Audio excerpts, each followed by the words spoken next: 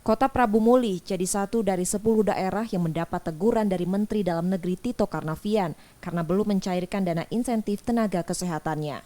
Data Kementerian Keuangan, Kota Prabu Muli belum mencairkan anggaran insentif tenaga kesehatan daerah atau Inakesda yang bersumber dari refocusing 8% dari dana alokasi umum dan dana bagi hasil tahun anggaran 2021 sebesar Rp750 juta. Gubernur Sumatera Selatan meminta percepatan penyelesaian administrasi jika hal itu yang jadi penyebabnya. Namun jika keterlambatan karena masalah keuangan, pemerintah Provinsi Sumatera Selatan siap membantu.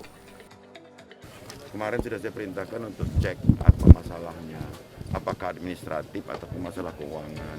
Kalau administratif saya minta untuk disegerakan, tapi kalau masalah keuangan kita bisa bantu melalui percepatan misalnya bagi hasil pajaknya atau insentif-insentif lain. Keterlambatan pencairan insentif nakes di Kota Prabu Muli karena keterlambatan administrasi dari puskesmas dan rumah sakit ke Dinas Kesehatan. Pihak pemerintah kota berjanji akan melakukan pembayaran insentif nakes jika administrasi rampung. M. Rizky Nurmizan, Kompas TV, Palembang.